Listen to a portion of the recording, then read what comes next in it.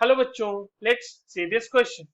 Delta H for the reaction Ag solid plus half Ag Hg2Cl2 solid giving us AgCl plus HgL is plus 1280 calorie at 25 degree Celsius. The reaction can be conducted in a cell for which the EMF is equals to 0.0455 volt at this temperature. Calculate the temperature coefficient of the EMF.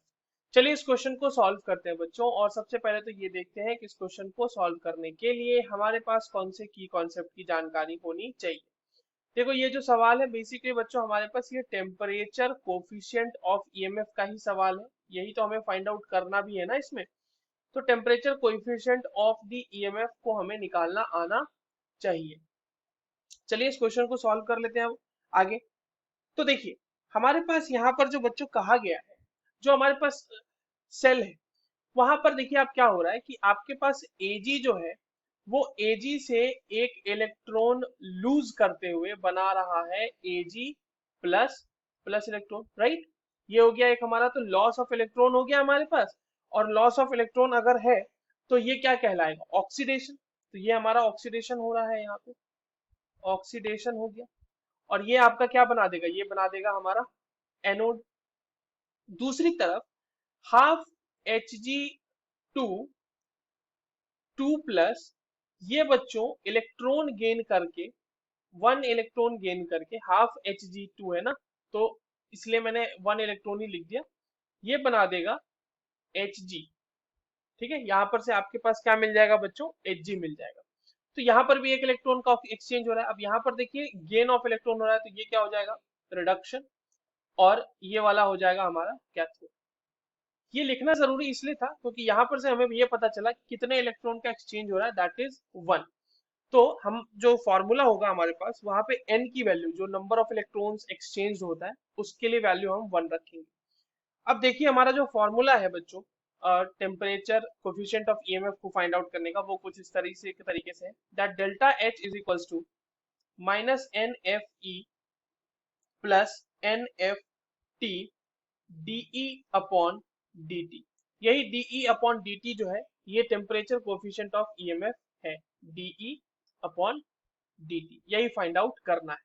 अब आप इस question में देखो कि delta H की value हमारे पास दी हुई है बच्चों। डेल्टा एच हमारे पास कितना दिया हुआ है, 1280 कैलोरी। अगर मैं इसे जूल में कन्वर्ट करना चाहूंगा तो क्या हो जाएगा, ये हो जाएगा 1280 इंटू 4.184।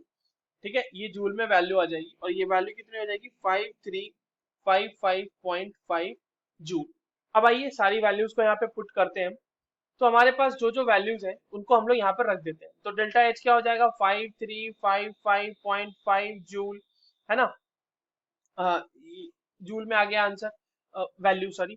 माइनस एन एफ, तो माइनस एन की वैल्यू वन रखेंगे, एन की वैल्यू 96500 रखेंगे और ई की वैल्यू रखेंगे 0.0455। ठीक है, प्लस यहाँ पर फिर से एन की वैल्यू वन, एफ की वैल्यू 96500 और टेम्परेचर की वैल्यू जो होगी, वो टेम्परेचर हमारे पास 25 डिग्री सेल्सियस दिया हुआ है बच्चों। तो 25 डिग्री सेल्सियस को अगर हम केल्विन में कन्वर्ट करें तो इसमें हम लोग क्या करेंगे, 273 को ऐड कर देंगे। ठीक है, तो ये कितना आ जाएगा हमारे पास, 298 केल्विन। ठीक है, तो 298 यहाँ पर रख देना है। तो 298 into dE upon d T. अब आइए थोड़ा सा इसको और सॉल्व कर लें हम।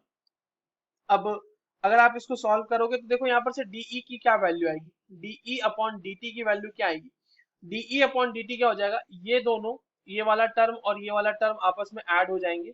तो ये हो जाएगा आपके पास 5355.5 प्लस, अच्छा ये 96500 इंटू 0.0455 को मल्टीप्लाई करने के बाद दिया जाएगा 4390.75। ठीक है, और डिवाइडेड बाय ये कितना हो जाएगा, डिवाइडेड बाय ये हो जाएगा 96500 इंटू 298, राइट। और ये वैल्यू हमारे पास कितनी आ जाएगी बच्चों, 3.38 into 10⁻⁻⁴ volt per Kelvin. So this is the answer for the temperature coefficient of the EMF. I hope you understood this well. All the very best.